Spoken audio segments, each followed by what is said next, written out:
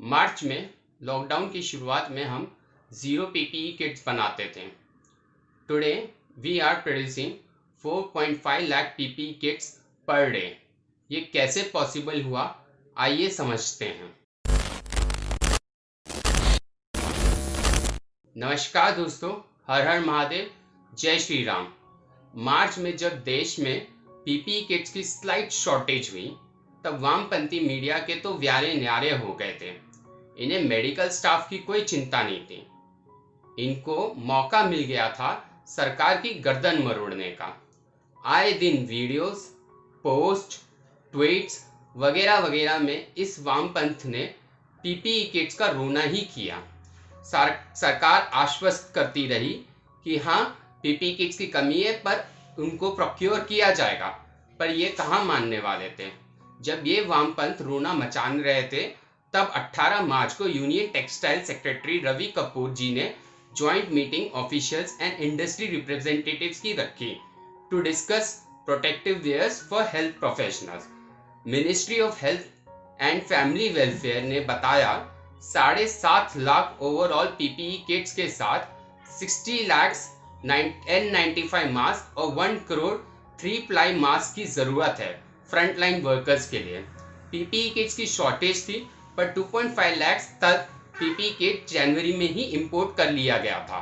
लेकिन अगर ये डेटा जो बताया गया है वो जल्द नहीं प्रोक्योर किया जाता तो और कमी हो सकती थी। ये तब मीटिंग हुई जब स्टेट्स को पीपीई किट्स की कितनी जरूरत है इसका कोई डेटा उन्होंने मिनिस्ट्री को नहीं दिया था, और सरकार नहीं जानती थी इंडिया में कोरोना केसेस कितने बढ़ेंगे, दुनिया में इस पेंडेमिक का क्या इम्पैक्ट होगा। मीटिंग में joint secretary of textile industry ने बताया कि स्टेट्स में भी कमी हो रही है और जो सप्लायर्स प्रोवाइड करा भी रहे हैं पीपीई किट्स, वो मनमानी कीमत वसूल रहे हैं। आखिरकार मीटिंग्स में डिसाइड हुआ कि पीपीई किट्स अब लोकली बनाए जाएंगे फ्रॉम अवेलेबल रिसोर्सेज, और फिलहाल के लिए इंपोर्ट्स भी पैरेलली होता रहेगा।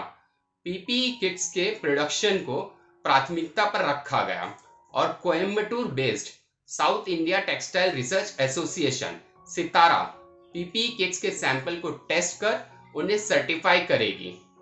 हिंदुस्तान लेटेक्स लिमिटेड HLL को सेंट्रलाइज हैंडलिंग एजेंसी बनाया, जिसका काम था procurement and getting intent for supply from manufacturers. बाद में डीआरडीओ को भी अलाउ किया गया टेस्टिंग एंड सर्टिफिकेशन के लिए, ताकि मैन्युफैक्चरिंग प्रोसेस को स्पीड अप किया जा सके। 2 महीने बीते और इंडिया जीरो से 4.5 लाख PPE kits per day produce करने लगा। ये इंडस्ट्री अब 7,000 करोड़ की हो चुकी है।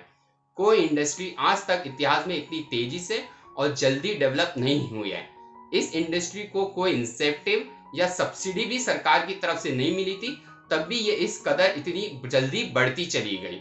ये पॉसिबल हुआ complete collaboration of centre, states, industries end of course workers.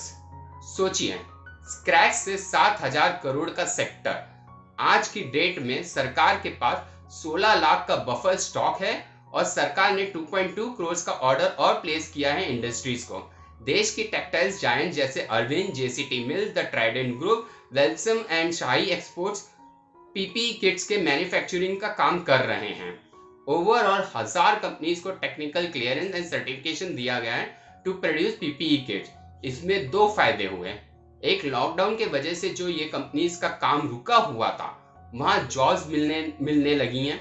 वहीं पीपीई किट्स प्रोड्यूस से इनकम भी बढ़ती चली गई। सितारा एडमिनिस्ट्रेटर के सज्जन राव का कहना है, इंडियन पीपीई किट्स की क्वालिटी WHO के स्टैंडर्ड से 2 नॉच बेटर ही है। अब भी कई मैन्युफैक्चरिंग की रिक्वेस्ट आ रही हैं, वो अपने सैंपल्स HLL को भेज रहे हैं फॉर सर्टिफिकेशन। इनफैक्ट प्रोडक्शन इतना सही तरीके से हो रहा है कि ग्रास रूट मर्केंस के हेड नायक, जो 6,000 पीपीई किट्स बना रहे हैं प्रतिदिन और लास्ट 3 वीक्स में 85,000 पीपीई किट्स डिलीवर कर चुके हैं, उनका कहना है मैन्युफैक्चरर्स के पास कनाडा और घाना जैसी कंट्रीज से इंक्वायरीज आ रही हैं। दूसरे देशों ने चाइना से पीपीई किट्स लेना बंद कर दिया है और चाइना के पास स्टॉक्स भी नहीं है। अब Indian PPE kits European Union के स्टैंडर्ड्स को भी पूरा करता है, पर अभी इन पीपीई किट्स को एक्सपोर्ट नहीं कर सकते मैन्युफैक्चरर्स, क्योंकि इनके एक्सपोर्ट पर बैन लगा हुआ है।